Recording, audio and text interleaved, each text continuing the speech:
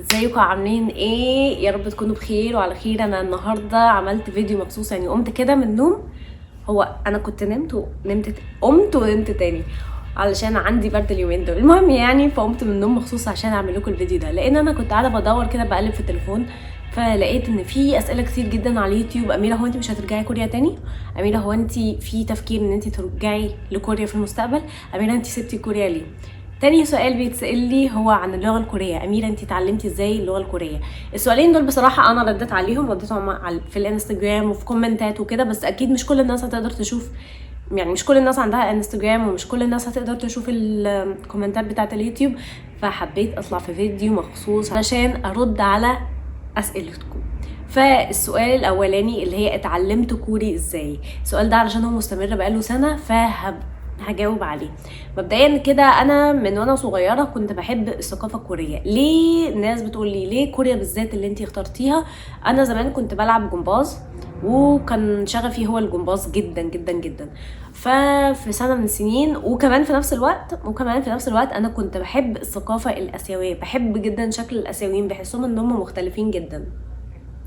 ففي سنه من السنين كان اختي كانت قالت لي في قناه وبتاع، وفي بنت زيك صغيره وبتلعب جمباز حلو جدا وجايه في برنامج، بس البرنامج ده متنوع.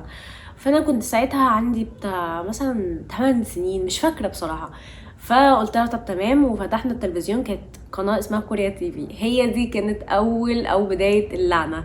ساعتها اتفرجت على برنامج كان اسمه ستار كينج، وبعد كده تابعنا بقى شويه في الكي بوب، ودخلنا على الكي دراما، وبقيت انترستد، يعني مهتمه جدا بالثقافه اللي ورا الكلام ده، لان كانت حاجه جديده جدا عليا. فوقتها كان والدي يعني كان بيسافر بلاد كتير قوي، من ضمنهم كوريا، كان بيسافرها برضو كتير. فقلت له ما تكلمني اكتر عن كوريا وعن اليابان وكده. كان بيكلمني عن كوريا واليابان وتايلاند وكل البلاد دي، الا وان كوريا هي اللي لفتت انتباهي. كان ساعتها مفيش حد يعرف يعني ايه كوريا، مفيش حد يعرف يعني ايه كي بوب، مفيش حد يعرف يعني ايه دراما، كي دراما، غير بقى ناس قليله جدا جدا جدا جدا. فساعتها الموضوع ما كانش معروف، فانا كنت مبسوطه برضو لان دي حاجه كنت انا اعرفها انا لوحدي. بدأت طبعا ألقط الكلمات العادية اللي هي من المسلسلات أو من الأغاني أو كده، الكلمات العادية اللي احنا كلنا بنلقطها عادي يعني. ولكن بعد كده شغفي لكوريا زاد اكتر، فحبيت. بس كان شغفي زاد من ناحية بقى ايه، الاكل، ثقافة الاكل، الثقافة عامة، الشغل، التجميل، الكلام ده كله كان يعني حاجة كبيرة قوي بالنسبة لي، حاجة جديدة جدا بالنسبة لي. فجيت في سنة مش عارفة في امتى، المهم انا كنت في تانية ثانوي ولا في اولى ثانوي، وانا كنت عايزة بقى وحابة جدا ادخل ألسن كوري. فانا طول حياتي بصراحه كنت من النوع اللي بيجيب درجات وحشه جدا في الفاينل، ولكن انا اخدت قرار ان انا هدرس وهذاكر بجهد علشان اخد ألسن كوري، عشان ده كان بجد خلاص بقى هدفي. دي الحاجه اللي هتقربني من الثقافه الكوريه، مش هتقربني ان انا اسافر كوريا، هتقربني من كل حاجه. فبالتالي كنت في تانية ثانوي بدأت اتعلم بتعلم الحروف بس. فوصلت الليفل اللي انا كنت بعرف اقرا الكلمه، يعني اعرف اقرا الكلمه، ولكن حتى لو مش فاهماها بس على الاقل بعرف اقراها، بس كنت طبعا بطيئه وانا بقرا. المهم في ثالثه ثانوي درست جدا وجبت مجموع، بس ما دخلنيش ألسن كوري. كنت اتحطمت لفتره كبيره لحد ما قلت طب خلاص، يعني فيها ايه لما انا ادرس كوري؟ هو لازم يعني ارسم كوري عشان ادرس كوري؟ لا. عامه اي هدف انتوا عايزين توصلوا له، الهدف مثلا هنا بتلاقوا فيه طريق هنا، طريق هنا، طريق هنا، طريق هنا. لو الطريق ده ما ينفعش، خد الطريق اللي جنبه، هتلاقي دايما طرق بتوديك لهدفك. المهم ان انت ما تستمر، ما توقفش. فقررت ان انا اخد كورس كوري، وكنت قدمت على المركز الثقافي الكوري، ولكن ساعتها انا كنت بدرس مع نفسي، كنت شويه بقى بذاكر مع نفسي، وشويه مع كتب كده من جامعه يونسي، كانت مبعوثه لي PDF، بس انا مش عندي دلوقتي، بس هي كانت على الانترنت عامه. بعد كده دخلت على المركز الثقافي الكوري. كان ساعتها حصل حاجه غريبه جدا، ان انا دخلت انترفيو، مش الانترفيو بتاعي، وطلعت اللي انا فوتت امتحان عليا. يعني موضوع حصل غريب جدا. ولكن كان في واحده اسمها دينا سونسونيم، هي كانت حاجه كبيره في المركز الثقافي الكوري في معهد يعني سيجونج، وكلمتني وكده قالت لي طب يا اميره في كورس دلوقتي بيدرب على التوبيك، ايه رايك مثلا على كورس زي ده؟ قلت لها طب تمام، انا يعني كويس جدا، مع ان انا اساسا كنت اقل من ان انا ادخل التوبيك بكتير بكتير بكتير، او ان انا اعديه اساسا. فدخلت الكورس ده، كان مدته 2.5 شهور. قعدت طبعا كنت بواجه صعوبات مش طبيعيه، لان انا كان الليفل بتاعي اقل من ان انا اكون بحضر الامتحان توبيك. امتحان توبيك كان اعلى من المستوى بكتير، ولكن قعدت اذاكر من هنا واذاكر من هنا. سونسونيم كانت تعبت معانا جدا، وده كله كان في المعهد المركز الثقافي الكوري اللي هو معهد سيجون. كان وقتها كان في 2019.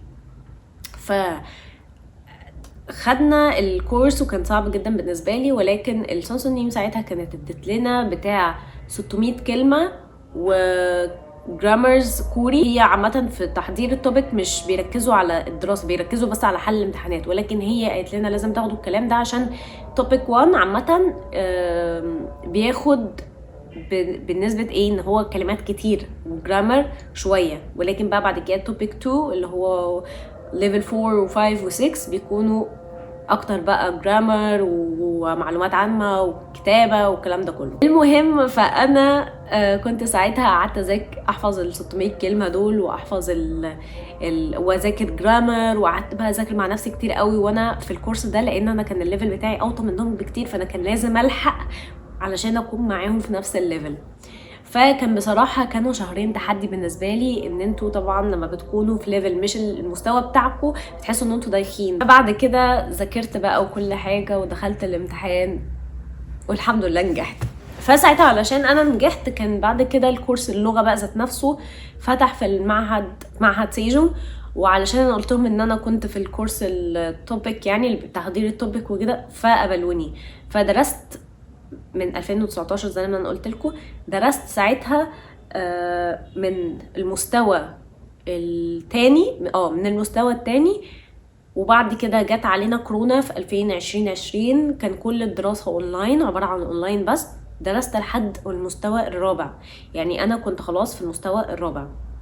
وبعد كده في 2021 صح، في 2000 امتى هنا جيت رحت كوريا امتى بجد انا مش فاكره خالص.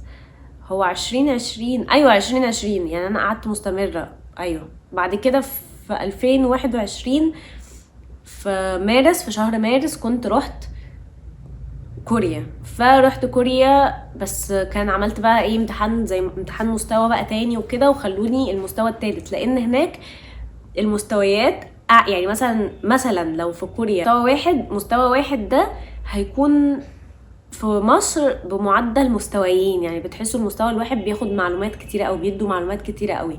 فانا كنت المستوى بتاعي انا دخلوني مستوى الثالث، ولكن انا جزء المستوى الثالث النص الاولاني كنت عارفه كله، كنت عارفه قواعد الجرامر وكل حاجه، ولكن الجزء الثاني هو اللي كان اعلى بقى. فعلشان كده انا كنت دخلت بقى من المستوى الثالث وقعدت ثالث ورابع وخامس وسادس.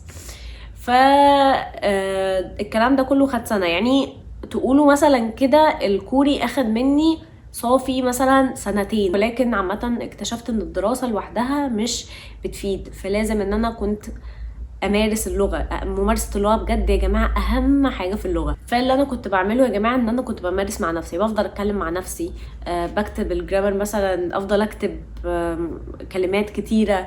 فده خلاني اتشجع اكتر واكتر ان انا حتى لو انا مستواي مش كويس بس بحاول، زي في الانجليش كده بالظبط. يعني اي لغة ما تسألوش لحد هتعلمها ازاي، لان مفيش خلطة جديدة. السر بجد ورا ان انتوا تتعلموا اي لغة سواء انجليش كوري اي حاجة، لغة بقى انتوا شايفينها صعبة سهلة اي حاجة، اهم حاجة الممارسة. لو انتوا ما مارستوش اللغة ونطقتوا بيها اتكلمتوا بيها هتنسوها. اي كلمة جديدة هتفضل جديدة، هتفضل منسية لو انتوا ما استعملتوهاش. كل ما هتحطوها في الجمل هتلاقيكوا فاكرينها.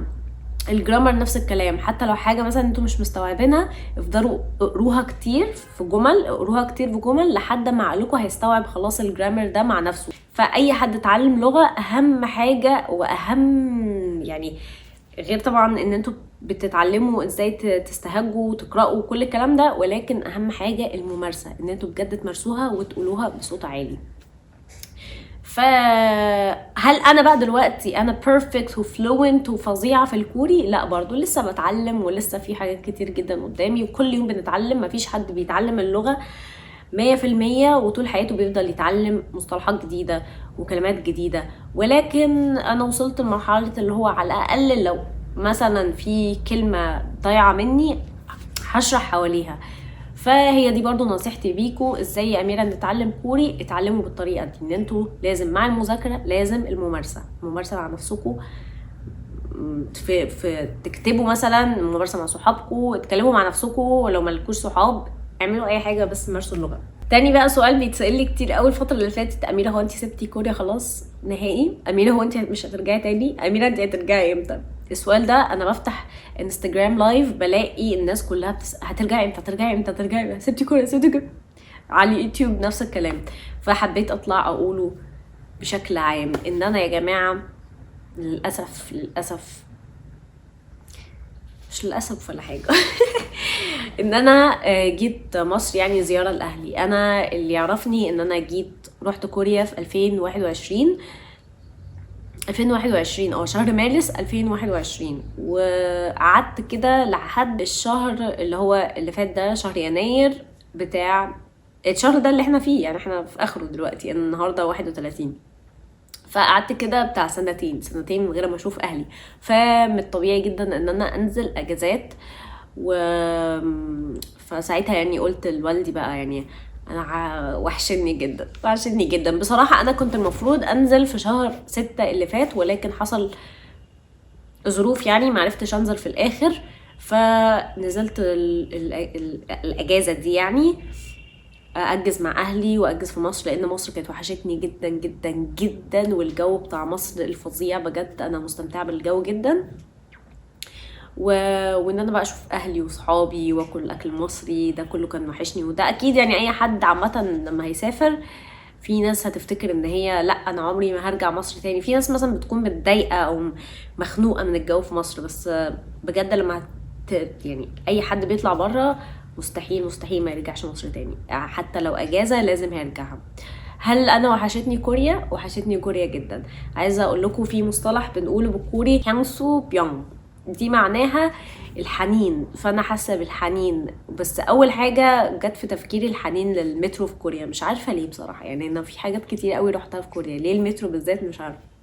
ولكن انا مستمتعه دلوقتي في الاجازه. دلوقتي هقعد كنت محدده ان انا يعني هقعد فتره وكده، وان شاء الله لما ارجع هبقول لكم وهحضر معاكم وهوريكم برضو تفاصيل الرحله وايه الاسئله اللي هم بيسالوها، واي حاجه مثلا وقفت معايا هفهمكم كل حاجه علشان تكونوا فاهمين كل التفاصيل. فالناس اللي بتسالني كتير مش راجعه كوريا تاني، لا يا جماعه اطمنوا انا راجعه. بس انا اللي عندي بقى سؤال ليكم دلوقتي، ويا ريت تردوا في الكومنتات: هل انتوا كنتوا هتتضايقوا لو انا ما رجعتش كوريا تاني، ولا هل انتوا هتتضايقوا لو انا سبت مصر؟